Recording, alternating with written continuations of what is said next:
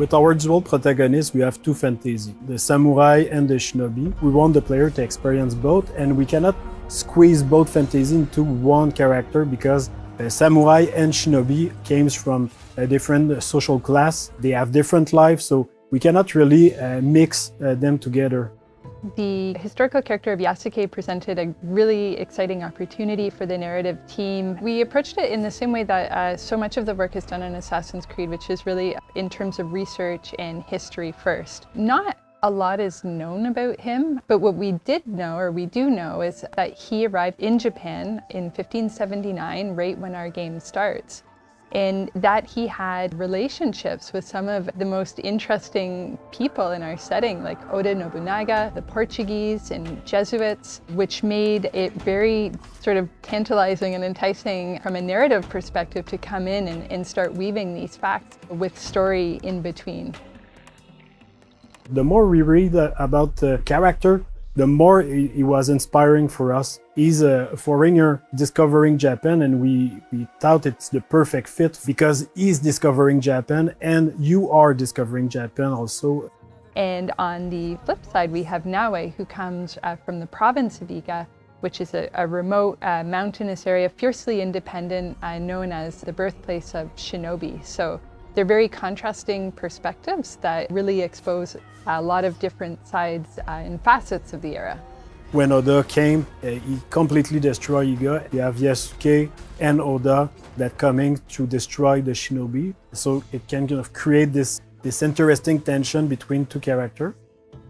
We were able to connect her to the province of Iga and the legendary Igan shinobi historical figure, Fujibayashi Nagato, who's her father in the game. So we understand why she has the skills that she has and the values that she learns from her father in the people of Iga, which are valor, benevolence, and wisdom.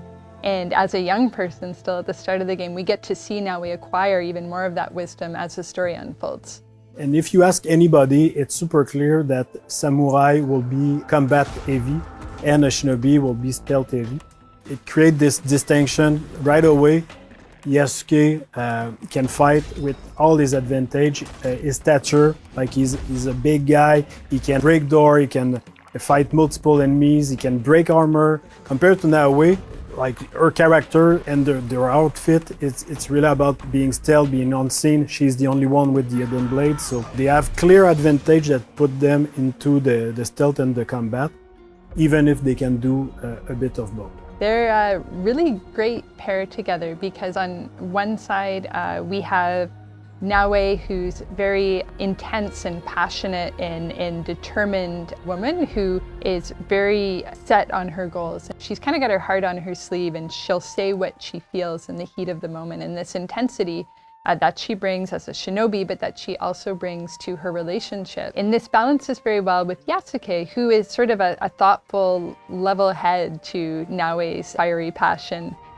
We really thought about somebody like Yasuke historically who was able to come to Japan and have the life that he did there, to enter service for Oda Nobunaga and achieve all of the things that he did. Like, what kind of person would go through all of this? So our Yasuke is very intelligent, thoughtful, and respectful of this culture that he encounters, and that makes him a very nice sort of counterpart to Naoe. He's a bit mysterious as well, and that's something we get to see unfold as the game progresses.